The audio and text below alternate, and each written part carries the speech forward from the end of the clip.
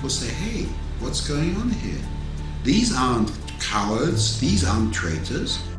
Most of them are officers, by the way. So if these guys are refusing, there must be something wrong here.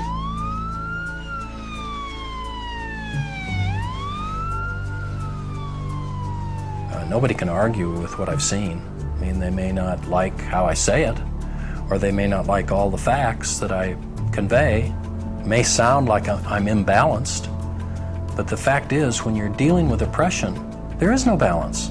Even someone with a 20% open mind would reach the same conclusions that our commission reached. You could be pro-Israeli, and still, if you saw these realities, you'd have to have a completely closed mind not to come to the same conclusions that we reached.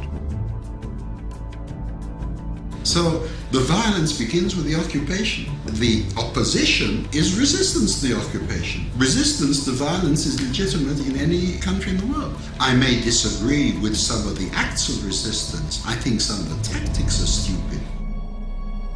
Attacks on Israeli civilians are stupid, immoral, and counterproductive. They should be stopped. We should not use violence whatsoever, because it really destroys our intentions, and it destroys our position, which is in the higher moral standing. We are the victims, and the world should not understand that we are the victims. Criticizing the Israeli government policy for assassinating people or for shooting children and maiming them, for thousands of children, that's not anti-Semitic, that's humane. We have to tell the truth about what's going on and say as clearly as we can, if you keep going down this path, you're going to destroy yourselves. No enemy will have to destroy you. You're rotting from within because of the methods you're using against innocent people. I don't think, even with the best video that you can make, Americans will really understand what it is like to be a Palestinian under occupation. I guarantee you, if you spend 1 week in Gaza or in the West Bank, you will understand it in a very profound way.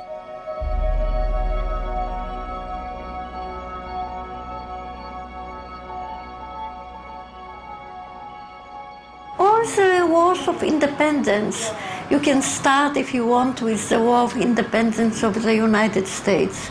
They said no taxation without representation. And we demand taxation from the Palestinians and don't give them any representation. It is the same all over the world, and nobody wants to be under somebody's occupation.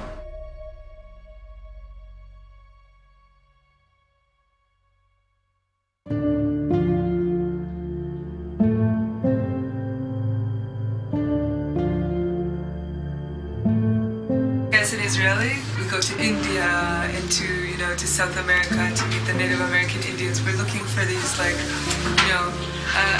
indigenous people with some kind of more rooted wisdom, and they're right here. They're right here, right under our noses. Nobody ever comes here. The falahin, for me, the Palestinian falahin, it's like, everything that that people go looking for. People with deep roots, really connected to the earth, with this romance with their land, and just incredibly wise and open-hearted, and simple, beautiful, and Israelis never see them unless it's through a target.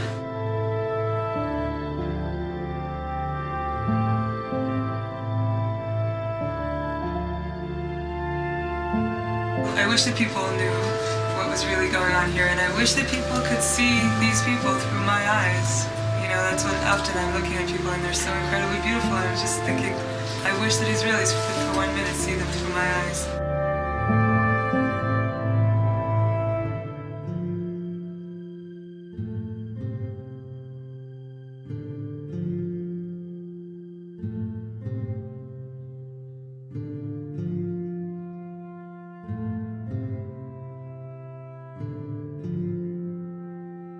No amount of reading, attendance at conferences, documentary viewing, and word of mouth could have prepared me for the reality of the situation here.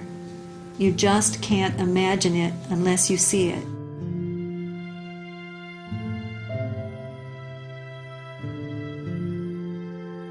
This is not at all what I asked for when I came into this world. This is not at all what the people here asked for when they came into this world. This is not the world you and Dad wanted me to come into when you decided to have me. This has to stop. I think it is a good idea for us all to drop everything and devote our lives to making this stop.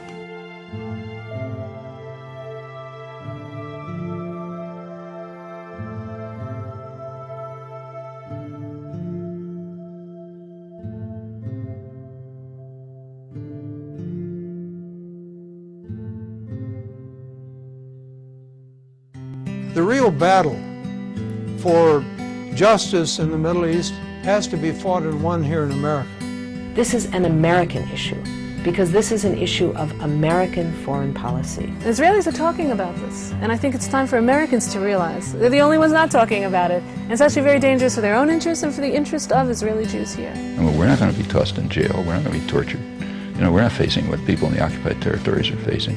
If we decide we don't want to do it, fine. But then try to look yourself in the mirror and say, I'm a murderer. It's really high time for Americans to step up to the plate, to do whatever we can, encourage our government to take a strong initiative to end the occupation. Those who really care about the interests of Israel should exert all the pressure possible in order to force Israel to stop the aggression, stop the repression, end the occupation. And the just solution has to be ending the occupation. Ending the occupation is step number one. Justice is the best way of bringing about security and peace. There'll be no security for Israel as long as this kind of oppression continues.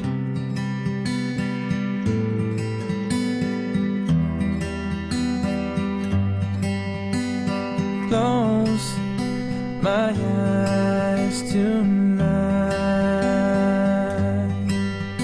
My conscience by